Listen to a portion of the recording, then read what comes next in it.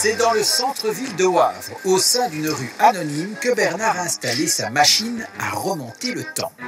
Ici, vous êtes dans un ancien hôtel particulier qui s'appelait la Maison du Cygne. Et donc, c'est une maison de famille qu'on se transmet depuis plus de 200 ans. Autour de cette cour, plusieurs bâtiments semblent ne plus avoir évolué depuis plusieurs générations. Et pourtant, quand Bernard a décidé de venir vivre ici, c'est difficile à croire, mais la maison était à l'abandon.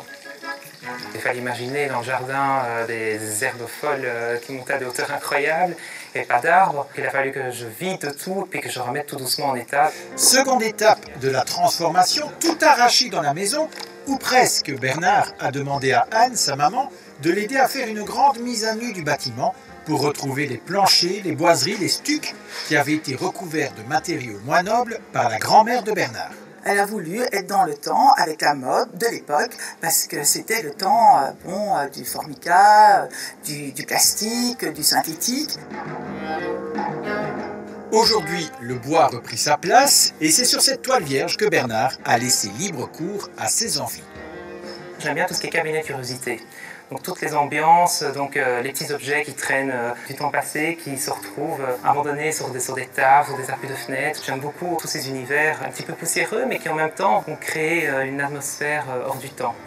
Hors du temps, le mot est lâché. Bernard a souhaité retrouver les odeurs, les atmosphères dans lesquelles évoluaient ses ancêtres. Il a retrouvé des objets dans le grenier, mais il a aussi fait des recherches. Ainsi, il a racheté un antiquaire de la région, un service ayant appartenu à sa grand-mère.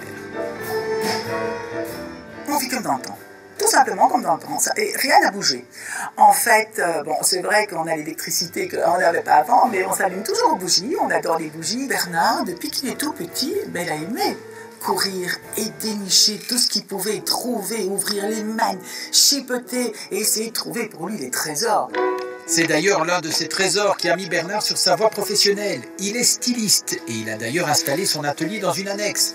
La plupart des objets sont bien sûr chinés, comme ces lampes qu'on appelle des mantes ébaisses et qui étaient largement répandues dans les ateliers de couture au début des années 1900. Quant au choix des couleurs, on ne s'étonnera pas de remarquer que les murs et les vêtements sont assortis.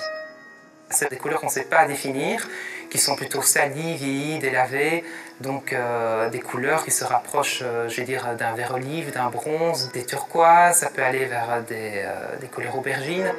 Des couleurs qu'on retrouvera aussi sur la queue de Victor lors de la prochaine saison des Amours. Décidément, ce jeune dandy ne fait rien par hasard.